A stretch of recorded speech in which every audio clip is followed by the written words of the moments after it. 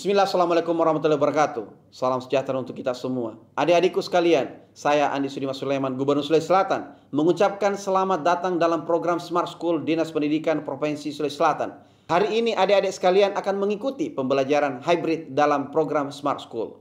Aplikasi Smart School adalah sebuah pendekatan dengan tetap mengedepankan sebuah pendidikan dengan digital approaching, untuk kemudian mengedepankan kualitas dan mutu pendidikan yang diterima siswa secara seragam di seluruh wilayah Sulawesi Selatan, termasuk di pelosok-pelosok. Program ini bukan hanya memberikan kepada adik-adik sekalian pengalaman belajar yang baru, namun juga memberikan fasilitas kebutuhan dengan fitur bermanfaat seperti rekaman video pembelajaran yang dapat diulang, trik-trik penyelesaian soal, ujian-ujian, serta sarana konsultasi pembelajaran dari guru-guru terbaik di Sulawesi Selatan. Sering-sering mengakses aplikasi Smart School melalui gawai yang adik-adik sekalian miliki di setiap kesempatan yang dimiliki. Untuk seluruh adik-adikku sekalian yang saya cintai, saya banggakan, selamat belajar dan semoga ilmu yang didapatkan bermanfaat untuk menambah pengetahuan pendidikan adik-adik sekalian. Salam kita pada salam. Assalamualaikum warahmatullahi wabarakatuh. Salam sejahtera untuk kita semua.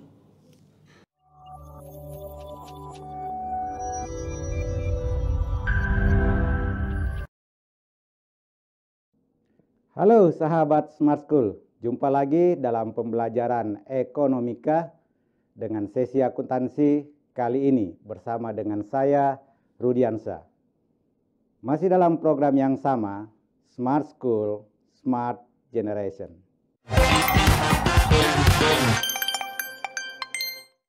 Halo sahabat Smart School, Assalamualaikum warahmatullahi wabarakatuh. Tentu masih kami berharap sahabat Smart School dalam keadaan sehat dan tetap semangat melanjutkan pembelajaran kita, ditemani dengan ibu bapak guru pendamping di sekolah masing-masing. Kali ini kita akan belajar materi akuntansi masih dalam sesi summarizing. Sahabat Smart School, sebelum kita bahas lebih lanjut materi kita hari ini, kita review sedikit materi sebelumnya. Pada tahapan akuntansi, ya, sebagaimana yang telah disampaikan, dimulai dengan tahapan identifying, kemudian recording, summarizing, dan lanjut ke reporting. Selanjutnya, bagian akhir adalah analyzing. Dalam pembelajaran kita kali ini, kita akan membahas masih dalam tahapan summarizing, di mana dalam tahapan summarizing ini ada 3 hal kegiatan yang mesti kita lakukan. Masih ingat? Yang pertama adalah neraca saldo, benar sekali. Dan yang kedua adalah jurnal penyelesaian. Dan yang ketiga adalah kertas kerja. Kali ini kita akan fokus pada pembahasan pengiktisaran menggunakan kertas kerja. Lalu apa sih yang dimaksud dengan kertas kerja? Kertas kerja atau in English worksheet biasa juga disebut neraca lajur. Yang dimaksud dengan kertas kerja di sini adalah format yang terdiri dari beberapa kolom, dibuat sebagai ringkasan data akuntansi berupa nilai seluruh akun yang ada pada neraca saldo dan jurnal penyelesaian. Jadi perlu disampaikan terlebih dahulu bahwa sumber pencatatan kita di kertas kerja adalah pengiktisaran sebelumnya, yakni neraca saldo dan jurnal penyelesaian. Sama dengan neraca saldo dan jurnal penyelesaian, kertas kerja pun dibuat di akhir periode akuntansi, biasanya per 31 Desember. Tujuan pembuatan kertas kerja ini sehingga memudahkan kita dalam menyusun laporan keuangan pada periode terkait. Sahabat Smart School, sesungguhnya kertas kerja ini bukan suatu keharusan, tetapi menjadi suatu kebaikan buat kita ketika terlebih dahulu menyusun kertas kerja sebelum membuat laporan keuangan atau menyusun laporan keuangan. Karena dengan kertas kerja, laporan keuangan yang akan kita buat akan lebih mudah. Ya. Oke, seperti tadi disampaikan di awal bahwa sumber pencatatan dari kertas kerja adalah neraca saldo dan jurnal penyelesaian. Jadi tentu sebagai tahapan pengiktisaran kita mulai dulu dengan neraca saldo. Setelah selesai neraca saldo, baru kita buat jurnal penyelesaian. Dan setelah jurnal penyelesaian, kita masuklah pada tahapan terakhir dari pengiktisaran, yakni membuat kertas kerja. Sahabat Smart School, dalam membuat kertas kerja, ada beberapa model, ya, ada beberapa ragam format kertas kerja. Dan semuanya dibenarkan sesuai dengan kondisi perusahaan tersebut. Jadi kalau ada yang bertanya mana format yang lebih baik, ya tentu harus disesuaikan dengan kondisi dan kebutuhan perusahaan yang bersangkutan.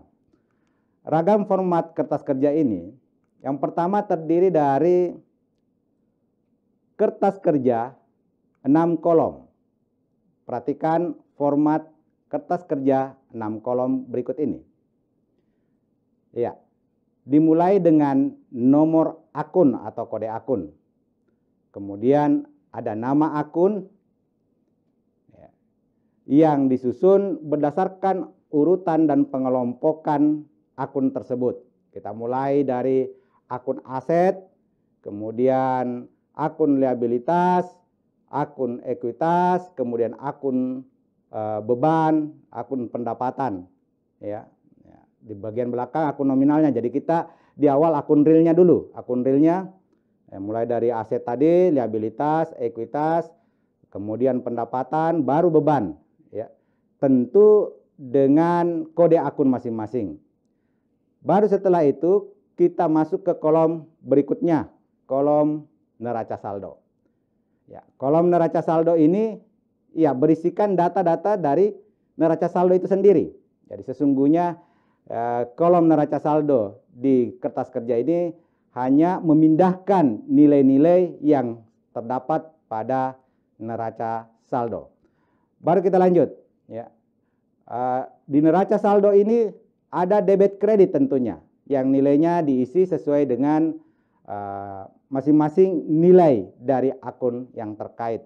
Kalau dia berada pada posisi debit di neraca saldo, tentu kita akan menyimpannya juga di posisi debit. Kalau kita di neraca saldonya juga berada pada posisi kredit, maka tentu di kertas kerja juga harus berada pada posisi kredit. Kemudian ada kolom laba rugi. Kolom laba rugi juga sama, ada debit dan kredit. Ya. Dan terakhir ada kolom neraca yang juga terdiri dari 2 kolom, debit dan kredit. Ya, seperti biasanya dalam akuntansi yang kita hitung sebagai kolom adalah bagian yang nantinya akan diinput dengan nilai nominal masing-masing akun. Jadi ini neraca saldo. Kita lihat di neraca saldo ada 2 kolom. Kemudian di laba rugi juga ada 2. Dan kembali di neraca adalah 2 kolom. Sehingga totalnya adalah 6 kolom. Ya. Kemudian berikut ke 8 kolom. Ya. Nah, 8 kolom juga demikian. Cuma ada tambahan. Ada tambahan di bagian kolom penyelesaian. Jadi setelah neraca saldo tidak langsung ke laba rugi dan neraca, tapi ada kolom penyesuaian yang juga terdiri dari 2 kolom. Jadi kalau yang di atas tadi 6 kolom, ini 8 kolom. Ya. Ada tambahan 2 kolom pada bagian penyesuaian. Ya. Dan terakhir, ya, yang dapat kita bahas pada pembelajaran kita kali ini adalah format 10 kolom. Ya. Di sini ada lagi tambahan 2 kolom, yakni setelah kolom penyelesaian ada kolom neraca saldo setelah penyelesaian. Ya. Di beberapa literatur disebutkan sebagai neraca saldo disesuaikan. It's okay, tidak ada masalah di situ ya. Yang penting kita pahami bahwa setelah penyelesaian ada kolom neraca saldo penyelesaian atau neraca saldo disesuaikan yang juga terdiri dari 2 kolom, sehingga total kolom yang tersedia adalah 10. Benar sekali. Sahabat Smart School, sebelum kita lanjut, ya, sahabat Smart School bisa membandingkan setiap kolom ini. Ya. Bagaimana cara pengisian masing-masing kolom, nanti kita akan bahas lebih lanjut. Ya. Nah, di beberapa literatur dikemukakan ada model 12 kolom dan 14 kolom dan sebagainya. Ya. Nah, tentu lagi-lagi kita harus merujuk untuk perusahaan jasa, umumnya itu menggunakan 6, 8, atau 10 kolom. Ya. Tetapi untuk perusahaan manufaktur dan perusahaan dagang misalnya, itu bisa lebih dari 10 kolom. Ya. Sahabat Smart School, mari kita lihat bagaimana proses dari pengikhtisaran di kertas kerja menggunakan 3 ragam format kertas kerja ini. Ya. Sahabat Smart School, ya, di kertas kerja ini kita akan melihat, ya, pertama ada neraca saldo tentunya, ya, format neraca saldo per 31 Desember dengan kode akun masing-masing. Ada nama akun kas, piutang usaha, sewa dibayar di muka, perlengkapan bengkel, dan lain sebagainya, ya. Kemudian dengan nilai debit, ya, dan kredit, dan di bagian akhirnya tentu ada apa? Ada jumlah tentunya, ya, jumlah dari nilai debit dan nilai kredit. Yang tentunya karena ini namanya neraca, ya, sekali lagi neraca itu artinya seimbang, ya, seimbang antara nilai debit dan nilai kredit. Dalam akuntansi kita selalu berpedoman pada konsep berpasangan antara debit dan kredit, di mana nilai keduanya mesti seimbang, ya, antara debit dan kredit. Di neraca seperti itu, neraca saldo 79.100.000 rupiah. Kemudian di akhir periode kita melakukan jurnal penyelesaian, ya, melakukan jurnal penyelesaian. Nah, ada beberapa akun, tentu sahabat Smart School telah mengikuti pembahasan kita sebelumnya terkait dengan bagaimana membuat ayat jurnal penyelesaian dan menyusun jurnal penyelesaian itu sendiri. Ada beberapa akun tentunya yang membutuhkan penyesuaian. Saya ingatkan bahwa penyesuaian dibutuhkan untuk akun-akun tertentu di mana pencatatan akun tersebut di neraca saldo nilainya berbeda dengan nilai yang sebenarnya. Ya, misalnya di sini ada beberapa akun yang kita buatkan penyesuaian. Mulai dari beban perlengkapan.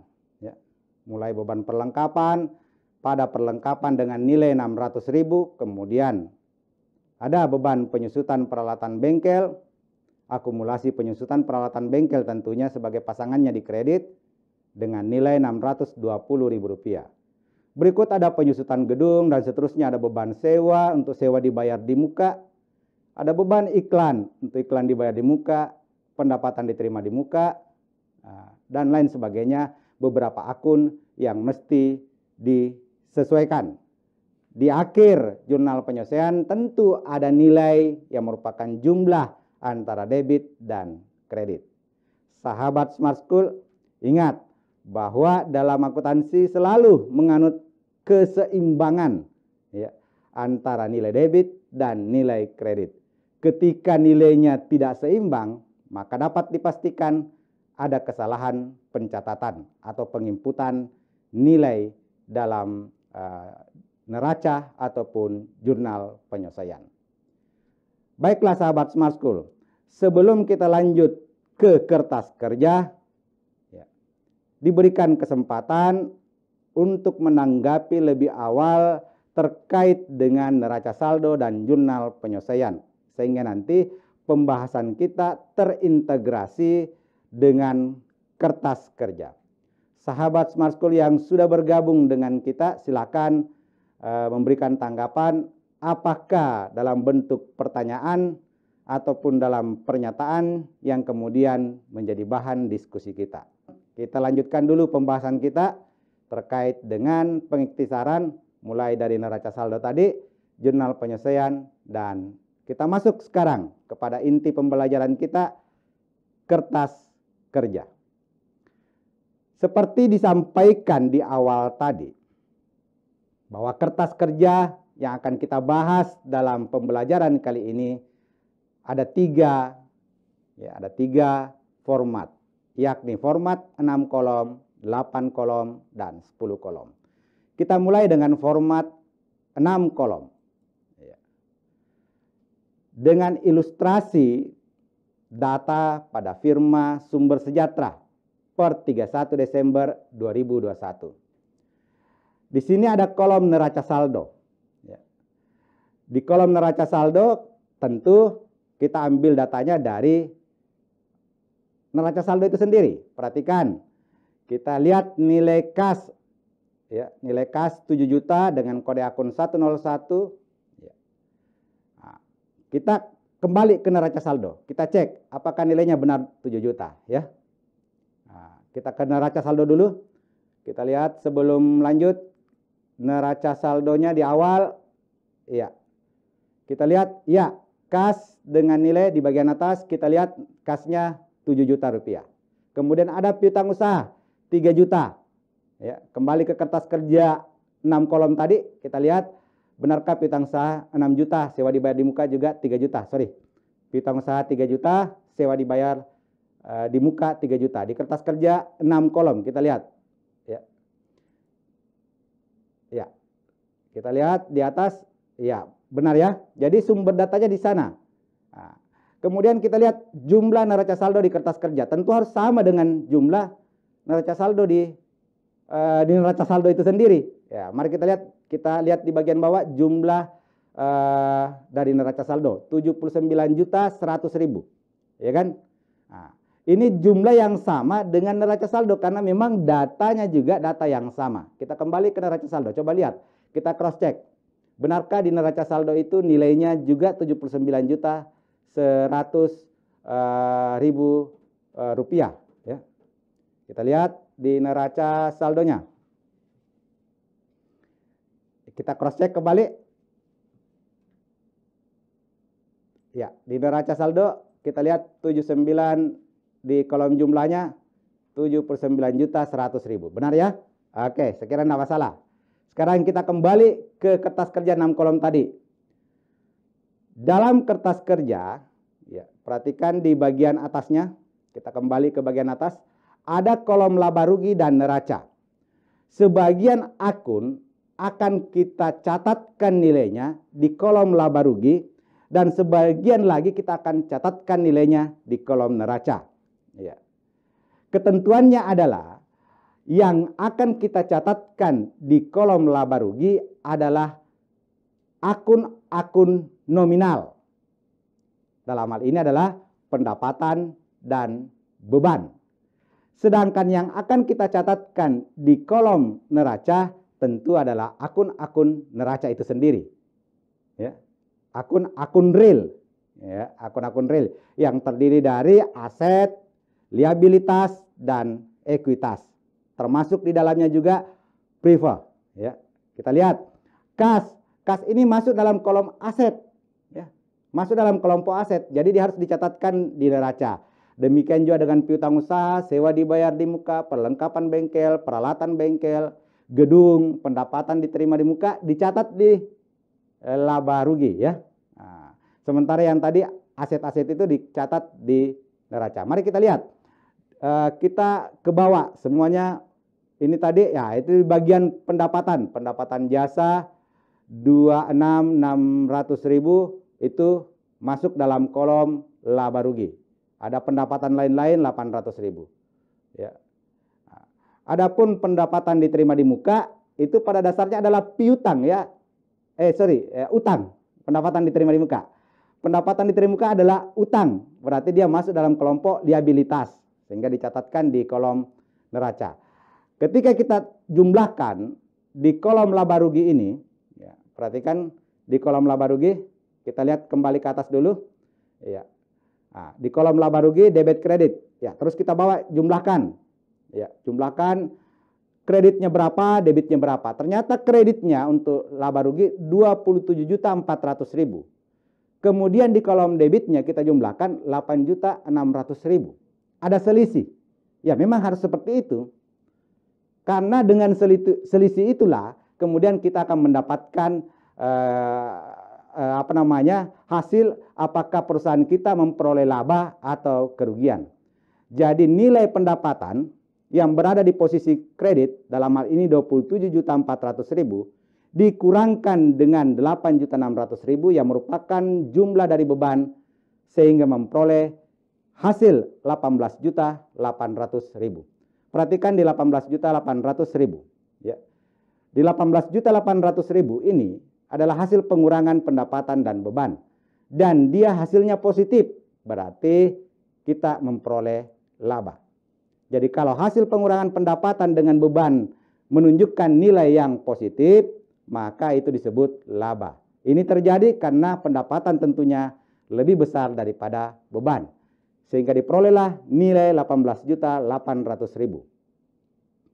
Selanjutnya kita jumlahkan nilai beban tadi dengan nilai laba. Kita jumlahkan nilai beban dengan nilai laba, diperolehlah nilai 27.400.000, nilai yang sama dengan nilai yang berada pada posisi kredit. Kembali lagi konsepnya adalah keseimbangan nilai antara debit dan kredit. Mungkin ada yang bertanya, kenapa disimpan di posisi debit? Kita simpan di posisi debit karena kita memperoleh laba. Kalau kita memperoleh kerugian, ya, perusahaan kita mengalami kerugian, maka nilai hasil pengurangan tersebut kita akan simpan di posisi kredit. Kenapa kita simpan laba di posisi debit? Karena laba ini sifatnya menambah kas perusahaan tentunya, ya, menambah kas perusahaan, menambah modal perusahaan juga. Nah, di sisi yang berbeda, di sisi yang kanan pada kolom neraca, perhatikan di kolom neraca, kita gulung dulu ke atas, kita lihat di kolom neraca ada debit dan kredit. Kita jumlahkan juga nilai debitnya dan nilai kredit untuk nilai akun-akun real. Kita ke bawah dan lihat jumlahnya antara debit dan kredit. Awalnya debit dan kredit tidak seimbang, di mana debit terlihat nilainya 70.500.000 dan kredit 51.700.000. Tetapi kemudian dapat menjadi seimbang ketika nilai laba tadi yang kita peroleh dari kolom laba rugi berada pada posisi debit di bawah beban, kita pindahkan nilainya di posisi kredit. Ingat, dalam akuntansi selalu berpasangan, ada debit dan kredit. Ketika di laba rugi kita menuliskannya di posisi debit, maka di neraca kita akan menuliskannya di posisi kredit. Kenapa? Karena laba perusahaan tersebut menambah modal usaha. Sehingga pada akhirnya juga kita memperoleh nilai yang seimbang di neraca 70.500.000 dan di posisi debit kredit sama 70.500.000. Inilah format 6 kolom. Format 6 kolom yang ini kita gunakan ketika perusahaan itu tidak membutuhkan penyesuaian dalam akun-akunnya. Jadi tidak ada, asumsinya tidak ada penyesuaian di situ, ya. Berarti tidak ada jurnal penyesuaian. Ya. Kita lanjut ke kertas kerja yang berikutnya dengan 8 kolom.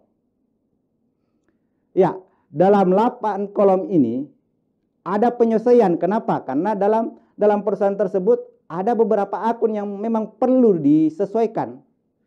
Ya, perlu disesuaikan. Ya. Sehingga dibuatlah jurnal penyesuaian. Ketika kita membuat jurnal penyesuaian, nilai-nilai di jurnal penyesuaian tersebut kemudian kita pindahkan di kolom penyesuaian pada kertas kerja. Tentu dengan konsistensi, kalau di jurnal penyesuaian berada pada posisi debit, maka di kertas kerja juga harus berada pada posisi debit. Begitupun sebaliknya, kalau di jurnal penyesuaian berada di posisi kredit, maka tentu di kertas kerja penyesuaiannya juga harus berada pada posisi kredit. Nah, sekarang lebih lanjut. Di kertas kerja, nilai neraca saldo dengan nilai penyesuaian diperlakukan dua hal. Pertama, kalau posisi di neraca saldo sama dengan posisi di penyelesaian, maka kita akan menjumlahkannya. Misalnya sama-sama debit neraca saldo, debit juga di penyelesaian, maka kita akan jumlahkan. Atau kredit di neraca saldo, kredit di penyelesaian, kita juga akan jumlahkan. Tetapi perlakuan yang kedua adalah ketika berbeda posisi antara neraca saldo dengan penyelesaian.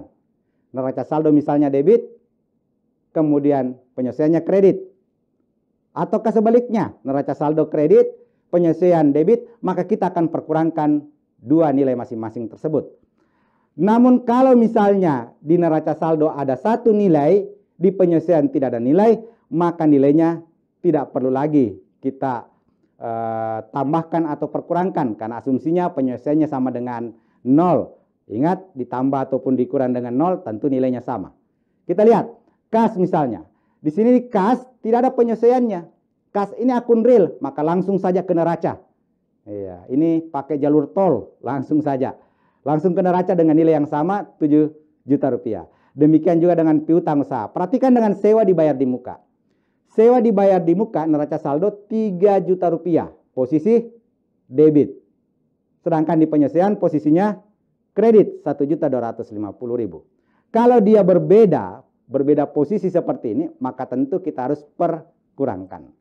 Debit di neraca saldo 3 juta, kredit penyelesaian 1.250.000, diperkurangkan hasilnya 1.750.000 di posisi neraca. Ya, di posisi neraca. Kenapa posisi neraca? Karena sewa dibayar di muka adalah akun real. Ya. Kenapa dia harus di posisi debit, bukan di posisi kredit? Karena hasil pengurangannya tersebut masih bernilai positif. Artinya apa? Yang debitnya lebih besar daripada yang kredit. Ingat, debitnya 3 juta, kreditnya 1.250.000. Maka tetap di posisi debit. Demikian juga dengan perlengkapan bengkel. Kita lihat ke bawah lagi. Ya. Ada beberapa yang butuh penyelesaian, ya.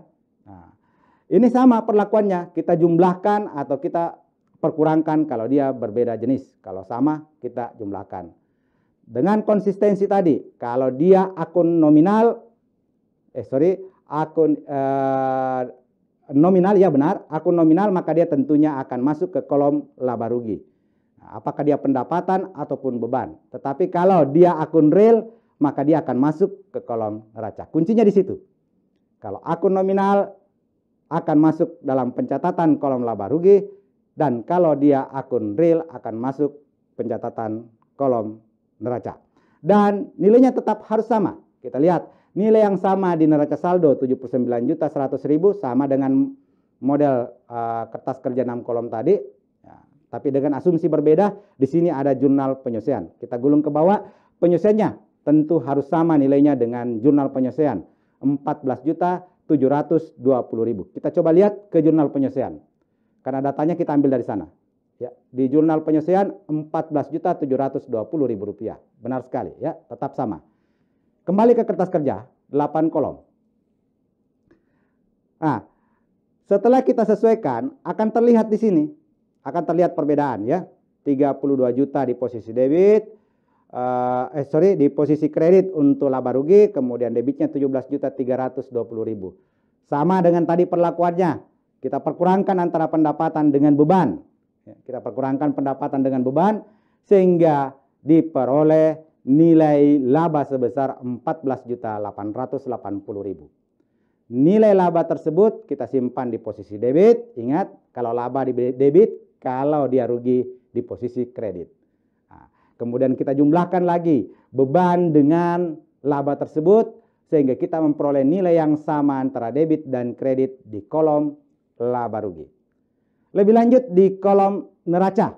Ya, di kolom neraca sama, tinggal kita pindahkan. Ya, lagi-lagi sama perlakuannya tadi dengan 6 kolom.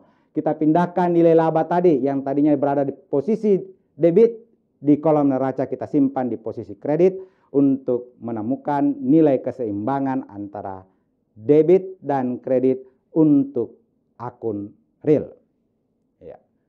Nah, perhatikan dengan baik. Kita kembali ke bagian atas dulu. Ya. Nah, di model 8 kolom ini hasil penjumlahan atau pengurangan antara neraca saldo dengan jurnal penyesuaian itu langsung saja kita masukkan di laba rugi atau neraca. Berbeda ketika kita menggunakan 10 kolom. Sahabat Smart School, mari kita lihat model kertas kerja 10 kolom. Dalam model kertas kerja 10 kolom, ada kolom neraca saldo setelah penyelesaian atau biasa juga disebut neraca saldo setelah disesuaikan. Bagaimana memperoleh nilai dari neraca saldo setelah penyelesaian? Sama dengan tadi sebenarnya, cuma di 8 kolom itu lebih simpel hasil penjumlahannya, hasil penambahan atau pengurangannya, itu langsung saja diidentifikasi. Kalau dia akun nominal langsung masuk laba rugi, kalau dia akun real langsung masuk neraca. Tetapi untuk model kertas kerja 10 kolom ini lebih detail. Disiapkan dulu kolom hasil penjumlahan tersebut. Misalnya di neraca saldo, ya tadi sewa dibayar di muka 3 juta, penyesuaiannya 1.250.000. Nilai pengurangannya itu Rp1.750.000. Itu terlebih dahulu parkir, ya parkir. Saya istilahkan seperti itu. Parkir di neraca saldo disesuaikan atau neraca saldo penyesuaian. Parkir dulu terlebih dahulu. Yang namanya parkir tentu tidak menetap. Ya, dari neraca saldo setelah penyesuaian inilah baru diidentifikasi. Ya, baru diidentifikasi apakah dia masuk di kolom laba rugi atau dia masuk di kolom neraca. Oke. Saya kira itu sahabat Smart School. Jadi perbedaannya hanya di situ. Ada kolom neraca saldo setelah disesuaikan, di mana fungsinya hanya untuk memarkir, ya, menempatkan sementara nilai penambahan atau pengurangan dari neraca saldo dengan penyesuaian. Selanjutnya identifikasi dilakukan, ya, apakah dia akun nominal atau akun real. Akun nominal berarti masuk laba rugi, akun real berarti masuk neraca. Oke, saya kira itu demikian ya mengenai format kertas kerja baik 6 kolom, 8 kolom maupun 10 kolom. Nanti untuk penjelasan lebih detailnya bisa ditonton video delay terkait dengan jurnal penyelesaian pendapatan diterima di muka. Ya, kita masuk ke kesimpulan saja ya, kesimpulan. Oke, berikutnya, ini pertama, apa sih yang dimaksud dengan kertas kerja? Kertas kerja biasa disebut juga neraca lajur. Ya. Kenapa disebut neraca lajur? Karena terdiri dari beberapa kolom, ya, lajur-lajur yang kemudian penyelesaiannya kita dari lajur kiri ke lajur kanan. Oke. Jadi itu mengenai kertas kerja. Jadi kertas kerjanya format berlajur-lajur atau berkolom-kolom. Ya. Oke. Itu sebagai kata kuncinya. Kertas kerja sama dengan neraca lajur. Kemudian when. Kapan kertas kerja itu kita buat? Kertas kerja adalah bagian dari pengiktisaran atau summarizing yang tentunya dibuat pada akhir periode akuntansi. Dalam hal ini biasanya pada tanggal 31 Desember. Ya. Jadi kertas kerja dibuat di akhir periode akuntansi 31 Desember setelah kita menyelesaikan pengiktisaran di neraca saldo dan jurnal penyesuaian. Oke, kemudian berikutnya bagaimana cara mengerjakan kertas kerja tersebut. Tadi sudah dibahas, tentu pertama kita harus merujuk pada sumbernya dari neraca saldo dan jurnal penyesuaian. Kalau kita tidak punya neraca saldo dan jurnal penyesuaian, maka kita tidak mungkin dapat membuat kertas kerja dengan mudah. Ya. Dan kalau neraca saldo dan jurnal penyesuaian masih ada kesalahan di situ, dapat dipastikan kertas kerjanya juga akan mengalami kesalahan. Ya. Jadi intinya di situ. Kemudian format kertas kerja tadi ada, kita sudah bahas 6 kolom, 8 kolom, dan 10 kolom. Yang semua kita sudah bahas satu persatu ya. Oke, kemudian dalam kertas kerja tersebut selanjutnya menjadi basis kita, dasar kita untuk membuat laporan keuangan. Apakah itu laporan laba rugi, atau perubahan modal, dan tentunya neraca.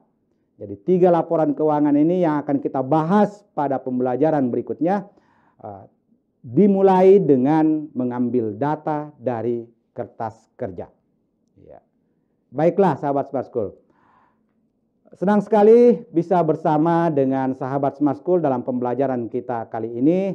Mudah-mudahan apa yang kita pelajari hari ini berkah, dan saya Rudiansyah pamit undur.